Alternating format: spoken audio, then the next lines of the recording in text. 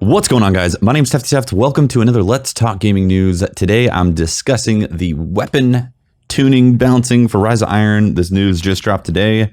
I made a quick video on Plant Destiny, but I want to talk a little bit further about my opinions on some of the weapon balancing and the tuning that they're doing. Let's kick things off with the Fabian strategy, because the Fabian strategy I've reviewed for Plant Destiny, and I've essentially said it's hot trash, it's garbage, and it's been garbage for the past. Things could change. It says, doubling down on Titan's role in the front lines, Fabian strategy users will now be able to hold down the trigger and melt enemies. What does that mean? Kills with this weapon now automatically load a portion of the magazine. Increased base range and stability.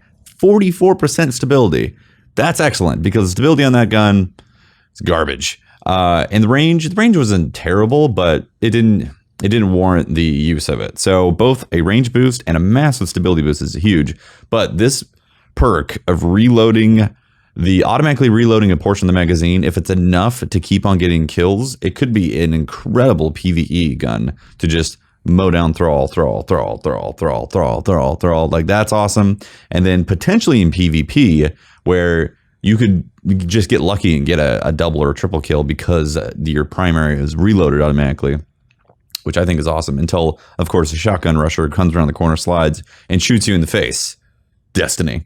Next, Thorn is getting adjusted. Damage over time, which provides, let's see here. It's only getting adjusted a little bit. It's the range is getting reduced by 25%. I think this is pretty warranted. I used it recently, and honestly, Send It does make it feel a lot more accurate than some of the other hand cannons out there. That being said, hand cannons overall are not getting adjusted in this patch, aside from a few bugs that are being fixed.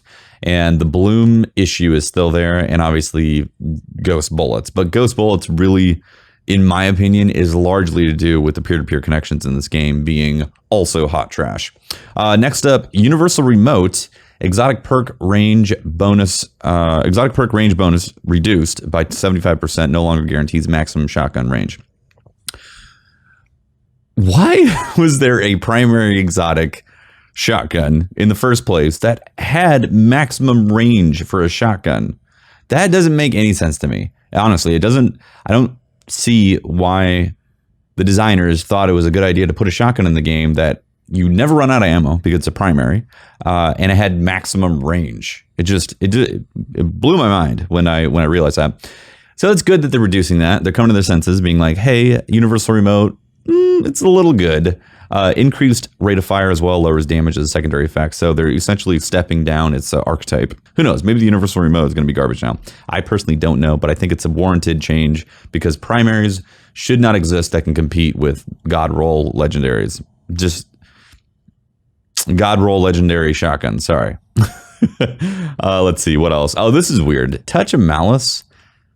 I don't understand this. Touch of Malice's self-damage infliction now removes Blessing of Light. So you can't dip in out of a Blessing of Light bubble and have the Touch of Malice self-damage infliction just take away the Blessing of Light shield, which was very useful in King's Fall for killing ogres.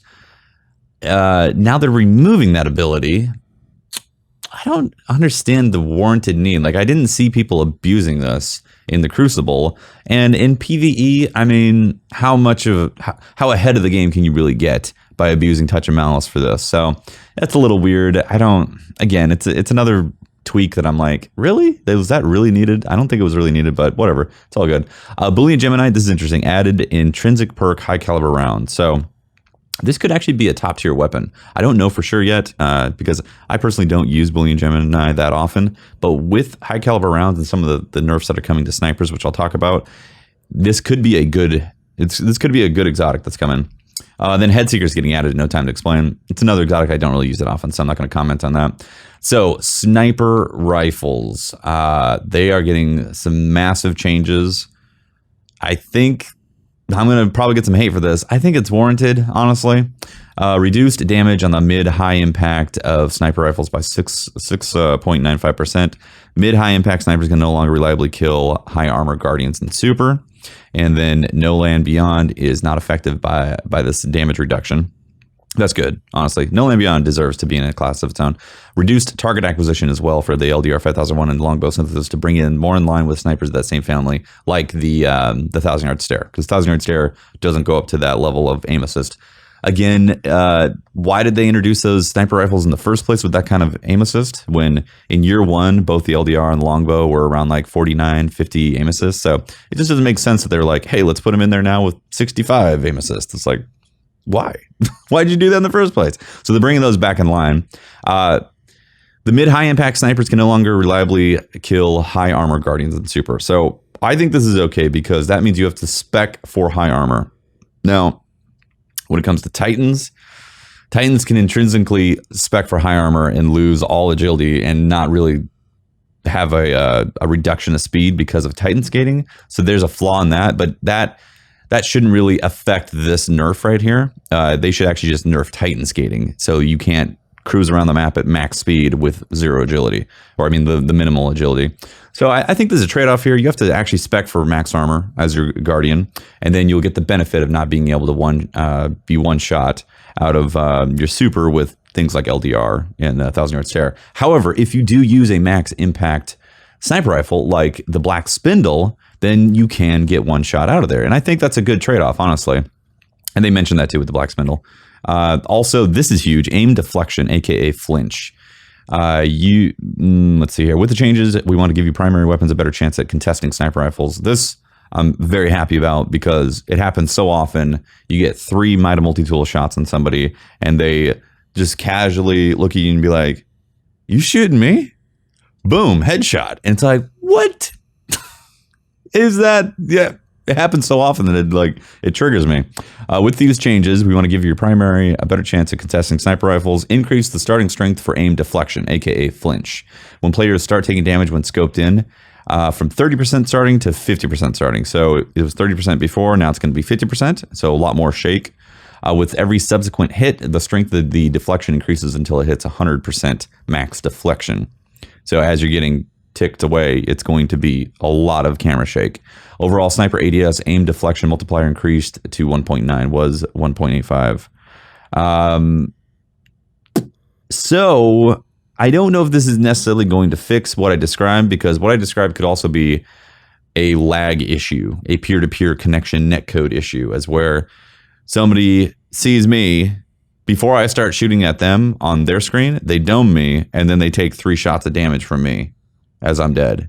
You know, like that could be happening as well, because again, the peer-to-peer connections in Destiny are very questionable. So those situations are not going to fix, or they're not going to be fixed with aim deflection. So, but I think it's a good change, honestly. Let's look at shotguns. This is interesting. So Mobius decreased spread on Titan class shotgun in ADS. So the pellets with the Titan's specific shotgun, the Mobius, it's going to essentially have a form of shot package where the spread of the pellets are getting shrunk. They don't say how much. Zoom factor increase. Wait, 0.1 zoom factor increase. I don't know if that's referring to the spread, because I'm not sure. We have to test this stuff. And increase the stability by 60%. I mean, shotguns typically you're going for one hit kill anyways.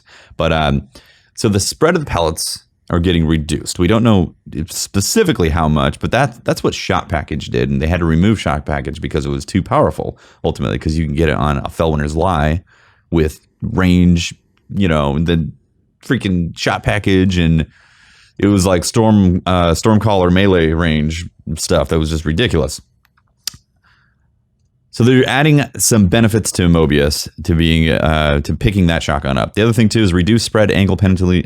Reduce spread angle penalty on shotguns with the perk full auto. Invective was not affected by this at all, so which is very good, because Invective would be god tier. Reduce spread angle penalty. I'm assuming that this is also part of the spread of the bullets. So again, simulating shot package with full auto, which brings an interesting combo, because if you get shotguns with full auto, usually right now it's kind of like, well, it's okay for PvE, but for PvP, not really. If it's decreasing the spread and simulating shot package, again, we don't know how much, then full auto could be a top tier perk to look for in shotguns. Honestly, could be pretty amazing. Excuse me. And then they also increased high rate of fire and low rate of fire shotgun damage by 2%. I don't know if that's truly going to make a difference for those low or fast fire rate shotguns. Probably not, you know. Pulse rifle. I don't think this pulse rifle change is going to do much. They did 2% damage for middle tier, like Nerwin's Mercy. I think the time to kill is still the same, so it's still the same shots on there. So that's, some of this is questionable. This is why they did it, but it's okay. And again, hand cannons didn't get changed aside from Thorn getting its range loss right there. Perks. This is interesting. Surplus now increases carried ammo capacity. They've realized that Field Scout was so awesome and Surplus is garbage now. So now it is increasing your ammo capacity. It's probably not going to affect your spawn ammo because that would hurt PvP pretty effectively, or it would be bad for PvP. But for people wanting to hoard up on those the ammo and have Surplus to actually be usable, it's an option now. I don't think it's something that you're going to want to look for on your sniper or shotgun. In fact, I'm not even sure if it rolls right now with shotties. I could be wrong. I haven't looked at the trees in a while for the stuff that I can roll with. But yeah, it's interesting that they're adding that back.